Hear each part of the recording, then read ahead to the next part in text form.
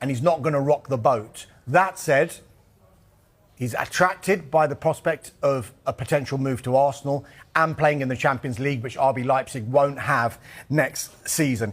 And it's not just him that Arsenal are looking at, because we have been talking for many windows about strikers that they have been interested in. And internally, they will still discuss the likes of the man we've mentioned before in Victor Gyökeres. But Sesko, it seems, is climbing up that list as far as Arsenal are concerned. Carve, when we asked about Arsenal and their striker, they briefed, didn't they? And they told us, no, we're going to wait until we get the right striker. Is Benjamin Sesko for £80 million the right striker? I don't think Arsenal would pay that much for him, and even if they did, it would be in instalments. Potentially, he could be the answer to what they're looking for. He's one of the best young strikers in Europe. He's proved himself. Arsenal have been watching him very, very closely for a long time. I think he's still 22, so he would have resale value as well, whereas Gyökeres, I think, has just turned 27. So that wouldn't necessarily be the case with him. Couldn't they fall into the Højlund trap, though, of spending a lot of money on potential? Good question. All I would say is, personally, last summer when we were reporting on Højlund, there was a few people here who work with us who'd been out to Italy and watched Højlund play, and they weren't that impressed with him, and they couldn't really understand why United were paying that much for him. I hadn't watched Højlund before he came to United. With Sesko, I can say personally I have seen him play.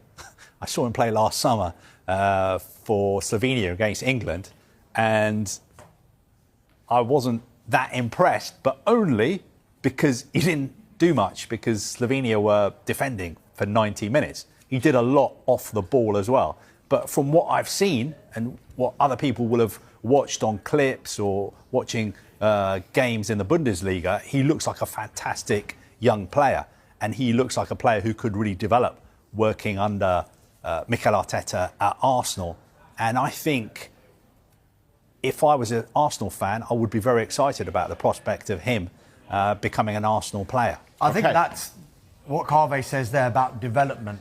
That's what Arsenal will look at as well, and any club will look at when they're going to spend big money on a player. They will see Sesko maybe as having a really high ceiling, given his age and his development so far at Leipzig. They've probably seen something, Arsenal, to think, well, yeah, his record goals-wise has been beaten by other players in the Bundesliga, admittedly, but if he was to come into this team, these are the kind of chances we'd be creating, and these are the number of goals maybe he could get at Arsenal, because they see his potential as being a lot higher than maybe some of their other targets. Sure. And to be fair to Højlund joined a team who were having one of their worst ever seasons in the top flight, whereas Sesko would be moving, if he moves to Arsenal, would be moving to a really top-class team who may be just a striker away from winning the title. And I think the difference between Sesko and Højlund as well, Højlund, you say, was joining a struggling team, but also he was expected to lead the line for Manchester United.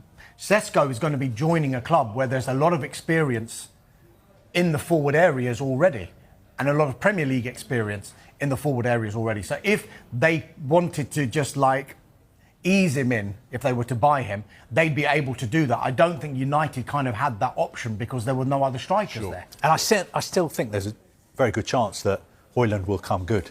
He's a very young player. United had a terrible season. He wasn't at his best.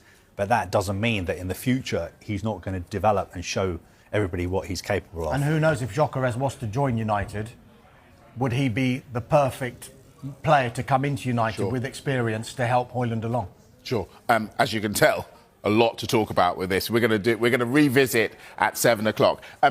Arsenal, Dharmesh, it feels to me like they are going to be busy this window, in and out.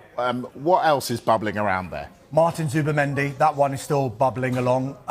He's expected to have a medical soon, is what I've been told, at Arsenal. Everything about that deal looks like it's done. A £51 million release clause, which Arsenal will pay, and the personal terms have been agreed in principle. So once he gets his medical it's expected that he will become an Arsenal player. I think they still want to keep Thomas Partey to Arsenal. There have been interest via his representatives from clubs in Saudi and in Europe, because he's a free agent as it stands very, very soon. Come the end of June, he's going to be out of contract at Arsenal. But negotiations are continuing between Arsenal and his representatives about extending that deal, because Arsenal do definitely want to keep him. As far as other forward areas go, we do know that there's an interest, which has got a lot of Arsenal fans excited, in Real Madrid's Rodrygo. Yeah. Now, as it stands, he's expected to be part of Real Madrid's squad for the FIFA Club World Cup.